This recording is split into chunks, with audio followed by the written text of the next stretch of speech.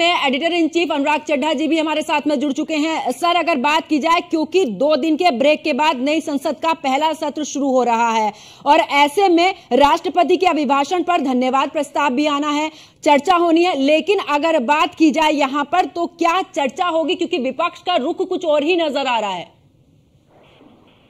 जी बिल्कुल पंकज, जो विपक्ष का स्टैंड है वो बिल्कुल क्लियर है। उसे देखकर कतई नहीं लगता कि धन्यवाद प्रस्ताव पर कोई सार्थक बहस होगी। कार्रवाई 11 बजे शुरू होनी है, लेकिन हंगामे की जो तस्वीर है सुबह 10 बजे से आने लगेगी, या यूं कहिए कि तस्वीरें आने लगी हैं। जो विपक्षी सांसद हैं उन्होंने आपस में बातचीत करके तैयारी कर ली है कि कैसे हम लोगों को संसद में हंगामा करना है। बाकायदा उन्होंने पोस्टर्स तैयार किए हैं और उन पोस्टर्स को पार्लियामेंट में ले जाने की तैयारी है।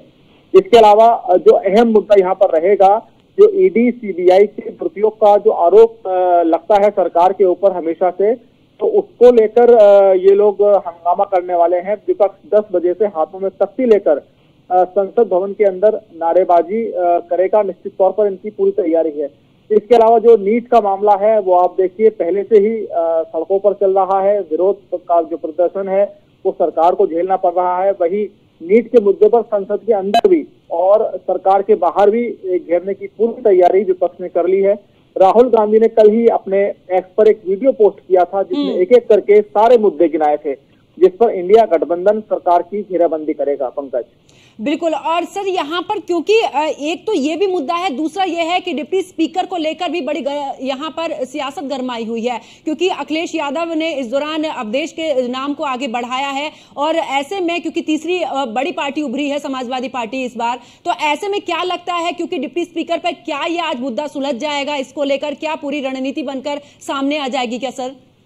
देखिए, अवधेश पार्टी को लेकर कल भी न्यूज ऑन इंडिया ने सबसे पहले खबर चलाई थी कि अखिलेश यादव दलित कार्ड के रूप में अवधेश पार्टी का नाम डिप्टी स्पीकर के लिए आगे रख सकते हैं। इसके लिए उन्होंने उनको ममता बनर्जी का पूरी तरह से वर्चस्व प्राप्त है और जिसके बाद संसद के गलियारों में ये बात लगातार चर्चा में है कि क्या अवधेश पासी डिप्टी सीएम के उम्मीदवार होंगे। और जहां तक अवधेश पासी की बात है तो अयोध्या से जीते हैं अखिलेश कि ये वो सांसद हैं जिनकी चर्चा इस पूरे चुनाव के बाद लगातार हो रही है। राम की नगरी जहां पर बीजेपी को चारों खाने चित कर दिया गया, अब खबर पूरी तरह से निकलकर सामने आ रही है कि वो डिप्टी स्पीकर के कोई उम्मीदवार हो सकते हैं। जो लगातार है वो सूत्र इस बात को बताते हैं कि ममता बनर्जी ने भी उनके नाम को आगे बढ़ा दिया है। इसके अलावा अखिलेश यादव ने कांग्रेस से अभी तक बात नहीं की है। अब इसकी वजह आप समझिए, थोड़ा सा आपको बैकग्राउंड में जाना पड़ेगा। कांग्रेस की तरफ से जब एलओपी का नाम सामने आया तो सोनिया गांधी ने बिना गठबंधन धर्म का पालन करते हुए राहुल गांधी को लीडर ऑफ अपोजिशन बना दिया। इसके अलावा स्पीकर का नाम जब के सुरेश के रूप में सामने लाया गया तो उसमें भी इन लोगों ने अपने गठबंधन दल के नेताओं से बात नहीं की थी। इसलिए अखिलेश यादव ने भी कांग्रेस से बात नहीं की है और देखिए कांग्रेस की मजबूरी होगी, अभी तक उसने अपने पत्ते नहीं खोले हैं। लेकिन अगर अखिलेश यादव की तरफ से ऑफिशियल अवधेश पासी का नाम सामने आएगा डिप्टी स्पीकर पद के लिए, तो देखिए वो बिल्कुल राहुल गांधी विरोध नहीं कर पाएंगे जिस तरह का विरोध अखिलेश यादव ने एलओपी का नहीं किया था और स्पीकर के रूप में के सुरेश का नहीं किया था। जहां तक अवधेश पासी की बात है तो देखिए अखिलेश यादव का ये पीडीए कार्ड है और के सुरेश राहुल गांधी का दलित कार्ड है। लेकिन राहुल गांधी के सामने जो मुद्दा है वो विपक्ष की एकता का है।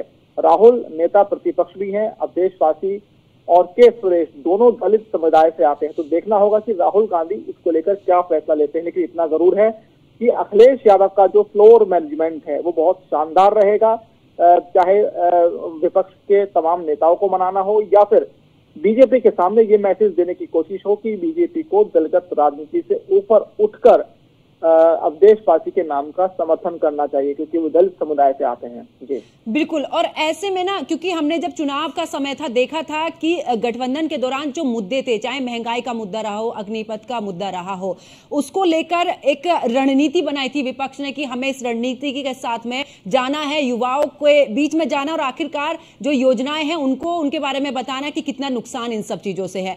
तो ऐसे में क्योंकि विपक्ष अब पूरी मजबूती के साथ में सदन में है, आज मुद्दा जो है इसको लेकर भी काफी गरमाया हुआ नजर आ रहा है कि आज विपक्ष जो है पूरे तरीके से सदन में हंगामेदार यहां पर ये वाला आज का दिन रहने वाला है। और निश्चित तौर पर देखिए, इतना मजबूत विपक्ष प्रधानमंत्री मोदी के सामने 10 साल बाद आया है, तो विपक्ष का इतना हक तो देखिए पंकज बनता ही है कि कम से कम वो भारतीय जनता पार्टी को अपनी गर्मजोशी का, अपनी ताकत का एहसास पार्लियामेंट में कराए। देखिए, इस वक्त संसद के जो बाहर का मौसम है बहुत गर्म है और थोड़ी थोड़ी बारिश ने मौसम को खुशनुमा जरूर कर दिया है, लेकिन ह्यूमिडिटी बहुत ज्यादा है। और विपक्ष की पूरी कोशिश रहेगी पंकज की संसद के अंदर भी जो माहौल है उसको पूरी तरह से गर्म रखे, ताकि भाजपा सरकार को जो पसीने आए उसको वो अच्छी तरह से पहुंच भी ना पाए। जी बिल्कुल, बहुत बहुत शुक्रिया आपका हमारे साथ जुड़ने के लिए और जानकारी साझा करने के लिए।